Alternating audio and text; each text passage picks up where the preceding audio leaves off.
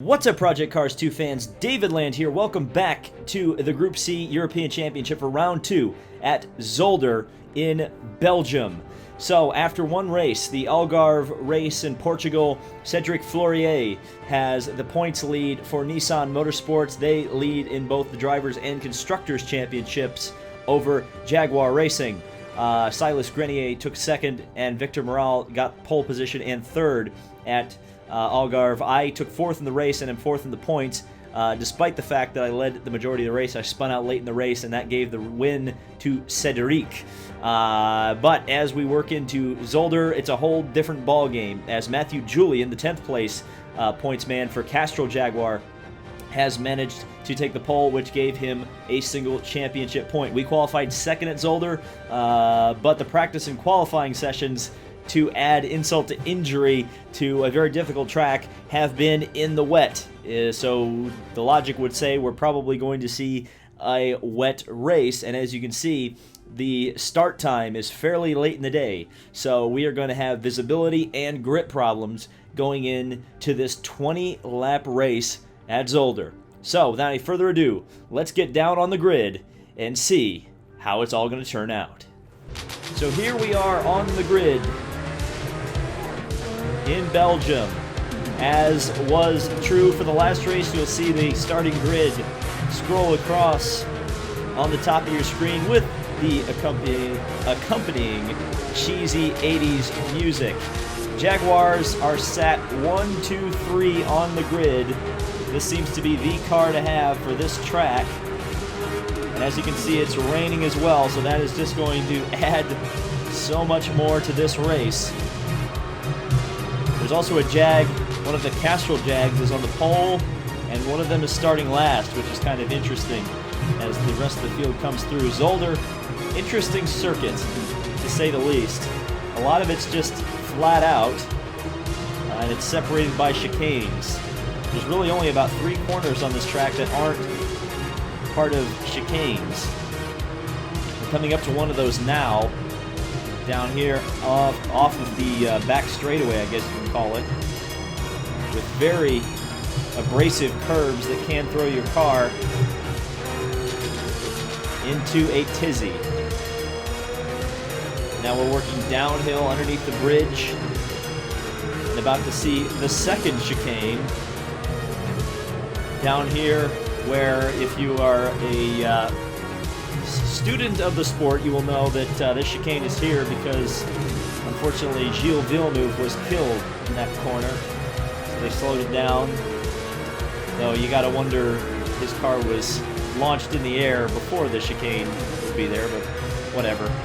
Chicanes have never really made that much sense on racetrack in terms of placement for safety. As we work down here into the hairpin, this corner is going to be interesting in the wet, I can tell you that. It's a pretty short lap here at Zolder, but in the wet, this race will take a little bit longer than you'd expect. Got another chicane coming up, but we're already forming up the grid, ready to go racing. So the Castrol Jag on the pole, 2 silk cut cars, and then the Yokohama Advan Porsche. Seems like the Porsches are a little bit better on pace this weekend. The first Nissan is sat in the 3rd row. Here we go. Racing at Zolder, and I got schnookered on the start there. I should have gotten the jump, and I didn't. We try to get here into turn 1. A little bit of contact. That was so close. I tried to go for it there. Didn't quite pay off. So we fall into line for now. I know the best sector for us is the first sector. So we have to get on it as best we can here. Chase after that Castrol Jag. The only reason I didn't qualify in the pole is because I didn't put on wet tires soon enough in the qualifying session. So I qualified, my best times were set with dry tires on a moist track, and then it got wetter from there. By the time I got the wet tires on, my lap times were only good enough for second. This is the section of the track I'm no good in, as you can see. I was a little bit not as confident there as I should have been. lost a little bit of time to Julian. But I'm really good on grip out of the hairpin. So we work down here to the end of the first lap.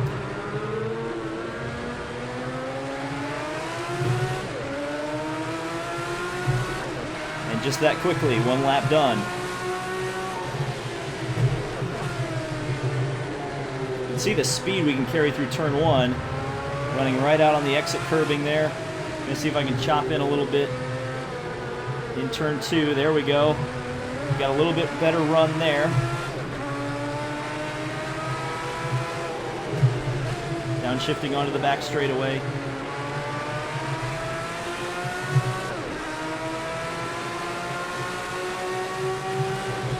Gonna try to get underneath.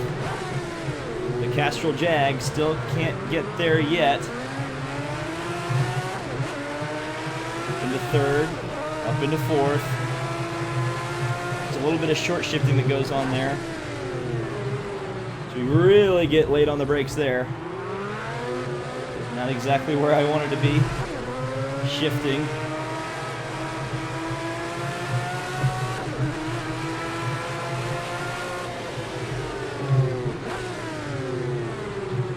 Right down. Behind the Castrol Jag, we got the run. We seem to be much better out of that hairpin. Here we go. Down to the inside and take him. Into the lead we go.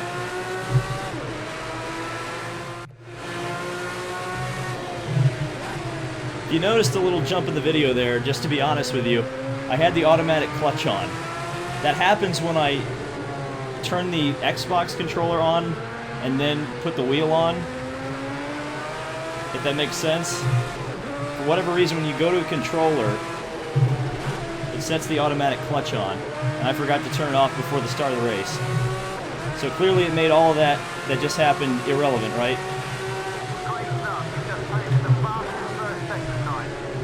Except for I just posted the fastest first sector time.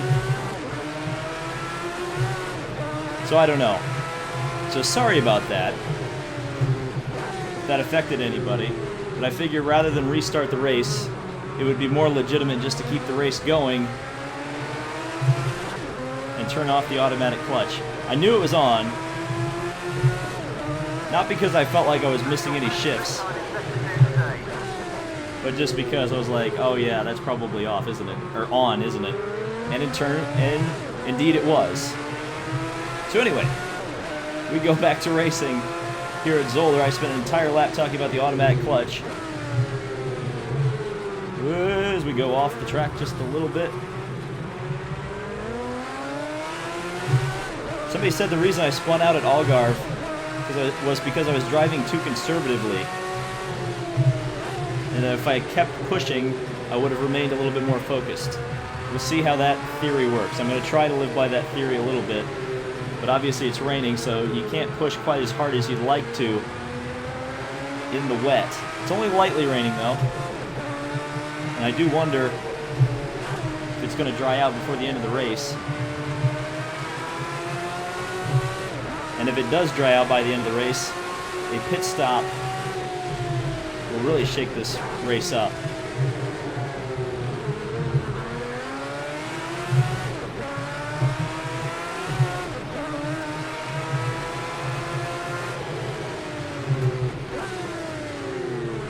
Get down to second gear. Got to be really careful.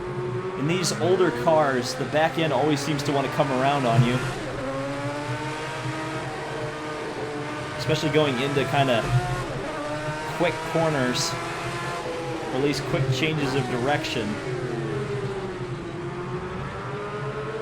Like in that hairpin, especially on the exit, not so much on the entrance, even though in practice I spun a couple times going on the entrance of that chicane there.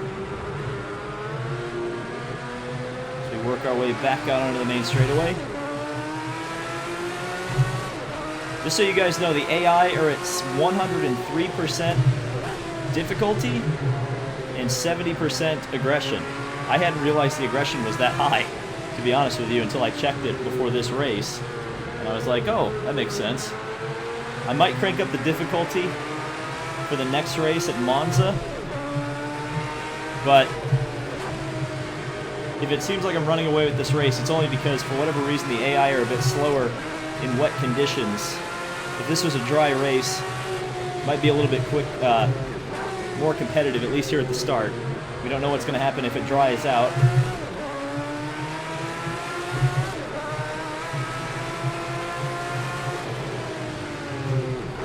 But for the first 15 minutes of the practice session that I ran, the practice session was an hour long, and I actually did the entire thing, ironically enough.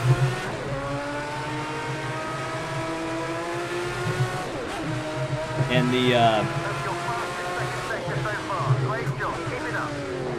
I didn't use the clutch on that downshift there. That was a mistake.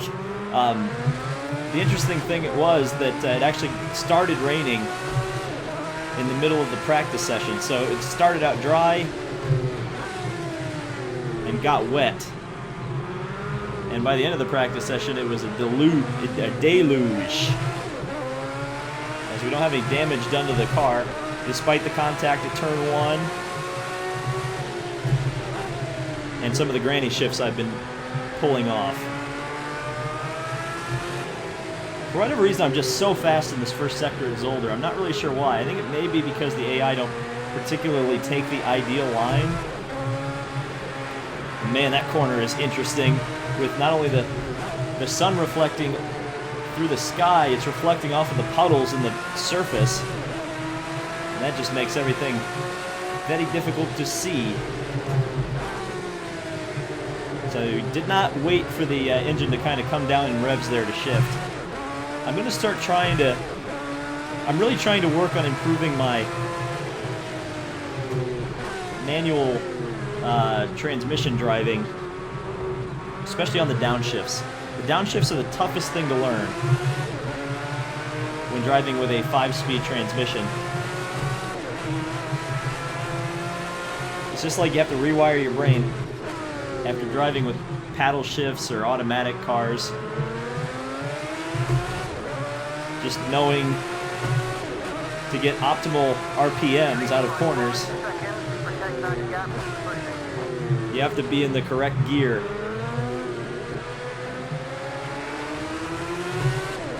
And you have to know when you can downshift into that gear safely without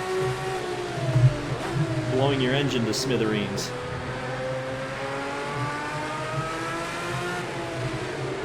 Because I've got 100 liters of fuel in the car, same as at Algarve, and since this is a shorter lap, that should easily get us to the end, I think. So the only pit stop we'll have to make in this race would be for tires, if it dries out to the point that we'll need them. At this point, it still seems to be raining with enough force that it's keeping the ground wet. And that's all I need to know to keep the wet tires on the car. We go up a gear. I always kind of breathe the throttle through that uphill corner, because I'm always worried that the back end's going to step out. For whatever reason, it just always seems to want to step out through there, even in the dry. That may be a setup issue on my car. I've actually got the same setup from Algarve on the car. I haven't changed it at all. Didn't touch the gear ratios, didn't touch the wings. Nothing.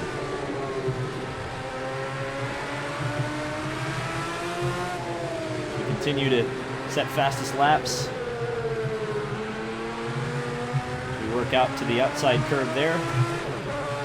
Short shift up into 4th. Kind of granny shift into 3rd there.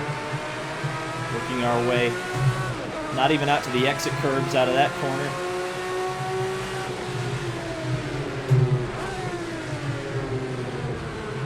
We kind of ate the curb there on the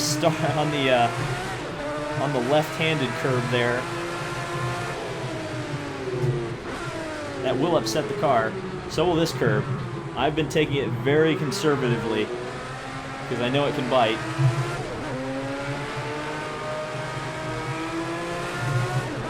Then we go over the hills. And of course the hills can upset the car because these cars, these Group C prototypes, have so much power. And like I said in the open, no ABS, no traction control. Just pure driving, especially in the rain. It's a bit more of a difficult proposition.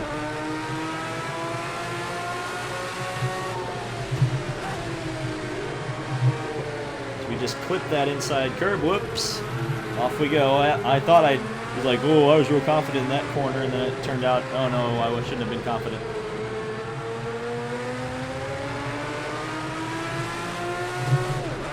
I don't think it's drying out. Yeah, I still see raindrops. It's kind of tough because apparently the Xbox One version of this is like the bottom of the barrel in terms of graphics and all that stuff.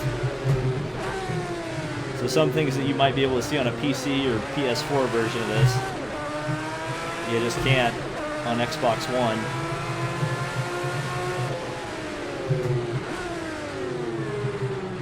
But I think the Xbox One X version, from what I've heard, is going to be quite spectacular. Now I just need an Xbox One X. We go up into third or fourth gear there. And I kind of messed up there. You may have heard the engine rev up a little bit because my foot slipped off the brake and onto the gas when I was downshifting. Those are the kind of mistakes that kill your race.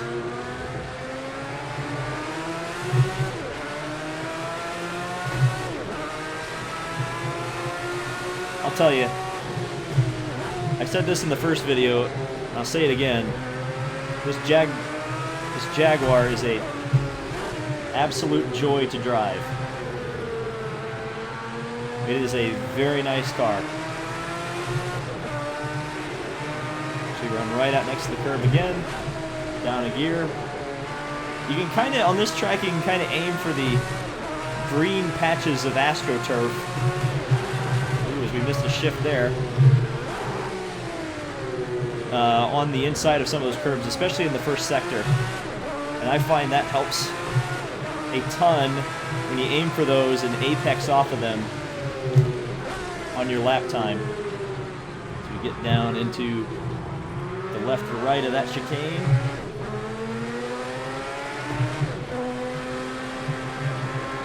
So I shift up kind of early, trying to get a better run through there. I feel like I may have lost time doing that. I'm not really sure. So we get through the hairpin nice and easy. A little bit of a short shift there. And down back into the final chicane. Before the start-finish line, I was a little bit worried I was going to outbrake myself there as well.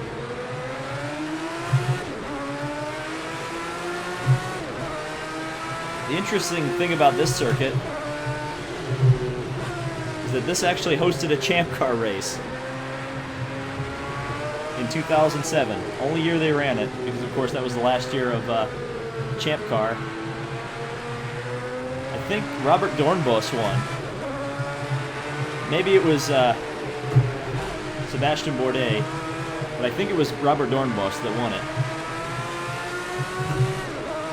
Of course, Robert Dornbos makes his living in a different way now. I'm not going to say it for the fear of being demonetized, but if you Google Robert Dornbos, you'll probably find out what his merchandise is now. And if you're under 18, if you're under 18, don't Google Robert Dornbos. That's all I'm saying. So as we work our way through next to the curb there, wasn't as clean as I would have liked it to be through there as well. I love the thing about the Belgian tracks. If you noticed at the end of the hairpin there, there's like a wooden house that you can see just as you pass through there.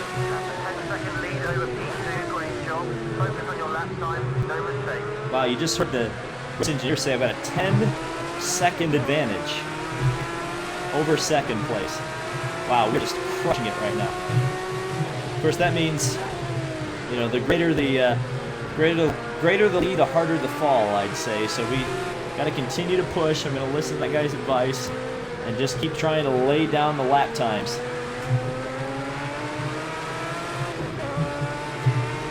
But anyway, yeah, the Belgian circuits, this and Spa, which are really the only two Belgian circuits. I'm sure there's another one that somebody's going to get triggered that I'm forgetting or not talking about. But let's be fair here. We're lucky we even know what Zolder is, to be honest with you, because Spa is such a famous track. But yeah, these circuits always have such great scenery in Belgium. They're always in the forest. There must be a lot of forest in Belgium. That's the thing I can kind of glean from this. Forests with wooden houses in them.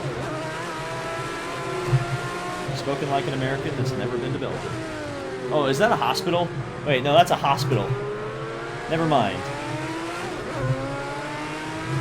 Because I'm pretty sure I saw like the Red Cross on there. And that would indicate that that's a hospital. Or an hôpital, as you would say in French. Which, by the way, Belgians speak French. As we get down into first gear there. Belgium is also kind of like the place where everybody seems to want to go, or all the countries go to negotiate things. As we miss a shift there. Without getting too political, because nobody likes to talk about politics too much. But, yeah, this is like...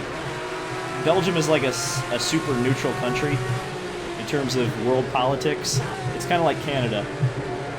They don't get in a lot of wars, and they don't get involved in a lot of other extracurricular stuff that a lot of other countries do.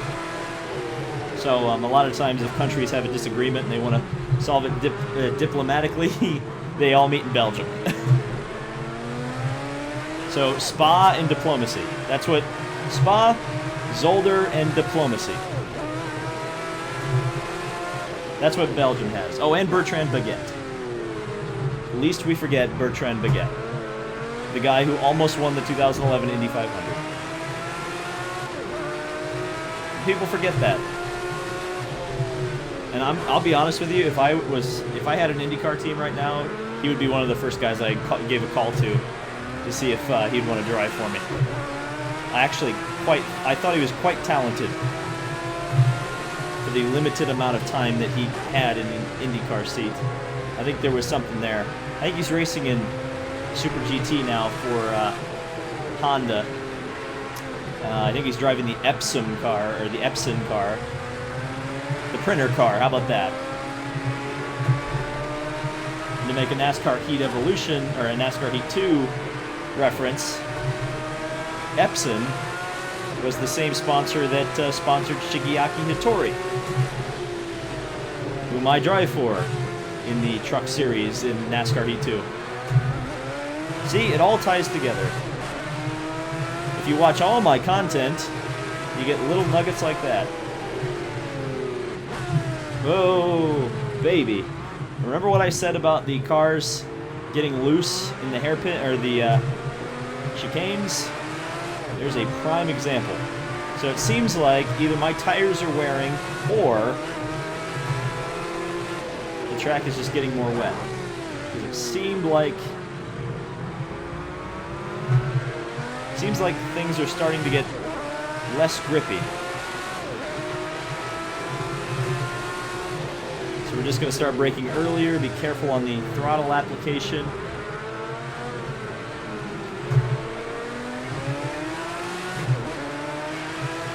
And we should be good. I don't know how many laps left we have. At one of these points I'm going to check it. The problem at Zolder is there's not a lot of straightaways. You don't really ever get a break here. It's a pretty fast track for having as many chicanes as it does. So we went up a gear there. Went down a gear. From fourth to third, or from third to fourth to third. Now up into fourth.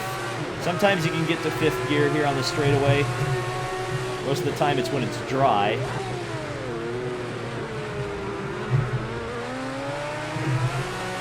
Short shifting over the hill, just to make sure we don't have any wheel spin or any nonsense going on there. Downshifting early, just get the car nice and easy in. Make sure we don't slip and slide around.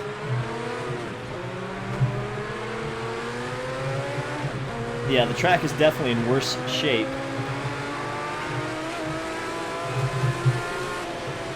than it started the race as.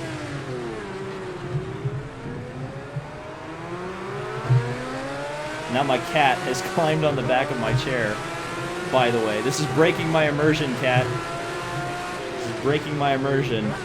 You've got to stop that. This is why I need a webcam, so you can see these wacky hijinks that are happening. I said that in my live stream, and I'll say it again. Well, I'm driving a cat, a Jaguar, a big cat, and I've got a little cat causing me a distraction, severely distracting me while I drive here at Zolder. But the PR team from Jaguar wanted a cat in the car because they thought it would be good for the onboard camera shots. However, David's cheap and he didn't want to buy an onboard camera, so we won't see that for a while. I squandered the money and bought more rain tires, which is probably a better idea at this point in the race. As we work our way down the hill once again, I would love to drive this this track without the chicanes. I think it'd be kind of interesting. It definitely feels like the sun is setting, though. The sun is definitely getting lower in the clouds. Of course, dynamic time and weather in this game, you guys know that at this point. But I wasn't sure how dark it was actually going to end up getting by the end of this race. We'll have to see what kind of pace I set. Seems like we're getting more clouds as well, which is interesting. Get down in the second gear, just clip the apexes of the final chicane. You get some understeer coming off that second part of the chicane. It's kind of weird. We work our way down into turn one, right out next to the curbing. Just bring it down nice and easy. Oop, maybe a little bit too easy.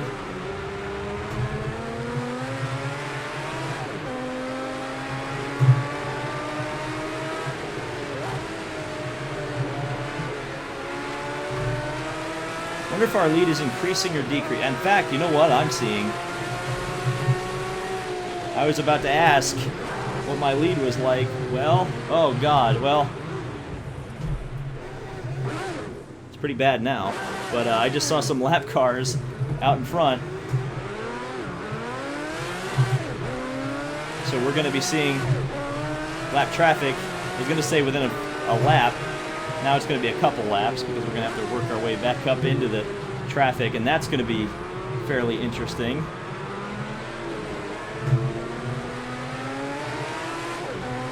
Now I need to be careful because not only is the track getting more wet, but now we've got the added trouble of worn tires. And now we're coming up to lap traffic as well. That's going to make things very interesting, but I guess it'll be interesting to see what cars are running at the back of the field.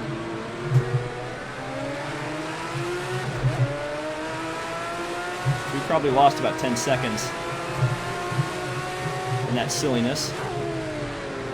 Imagine if this grid had more than 15 AI cars.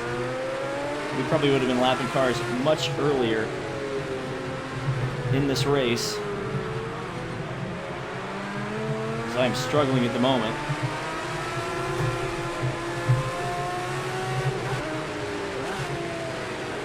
The car doesn't feel quite as planted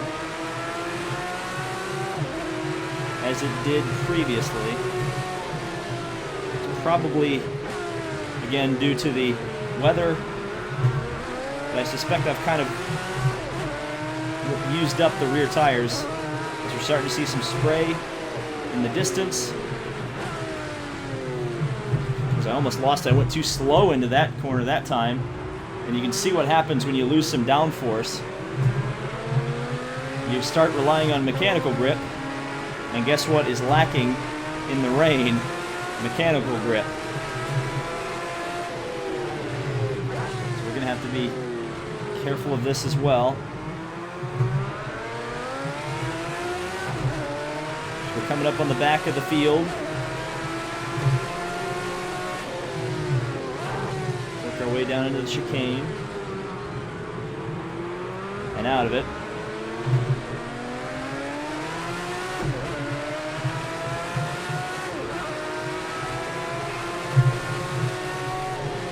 Down a gear, probably a little too wide there. And this is where things are going to get tense right here.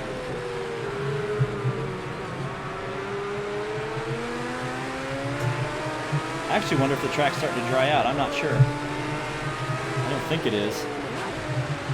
My theory may have been incorrect. It may have been the opposite of what was actually the case.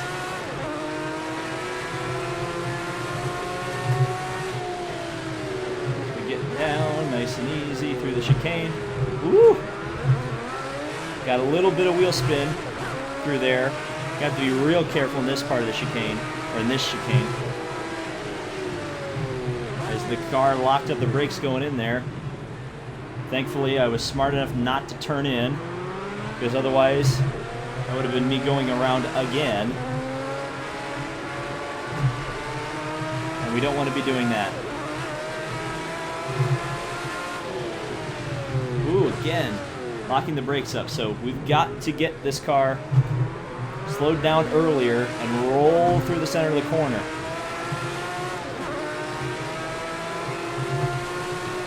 Don't want to be at the mercy of the brake pedal in the rain. You kind of want to be able to use the throttle to help counter steer. Because we got a car in the pits. You may have just seen that arrow go by on the screen. So somebody...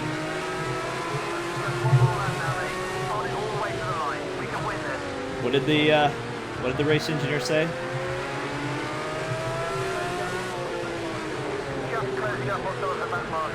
Did he say last lap? Are we on the last lap? That'd be a really quick race. Either that or I've been talking for 30 plus minutes and it doesn't feel like it. Yeah, we're on the last lap. Holy smokes. But we just got to be careful now. There's no real rush to lap cars as the Jag almost bit me there. So we really just got to get through this last chicane here without too much drama. Get down to second gear, just get it nice and easy into there. We're coming up behind the Autoglass Yost Racing Porsche, one of the Sauber Mercedes, I think. I think the other one is one of the Shell Porsche AG Langheck cars.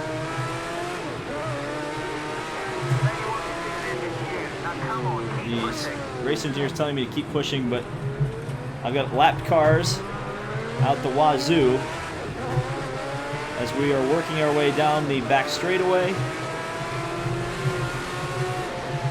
Lap him and spin going into the last chicane. Oh my god.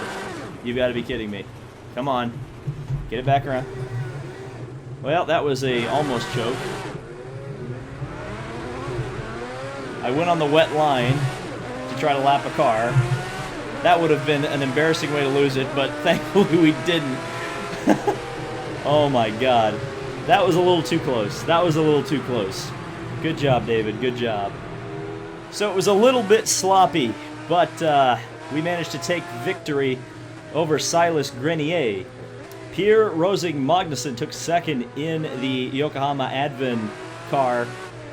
27 seconds was the gap to Silas over myself. We go down through the rest of the field. Sivan Lippmann got Yost Racing into fourth place, and a good points day for the Yokohama team, getting 2 of the top 5 spots.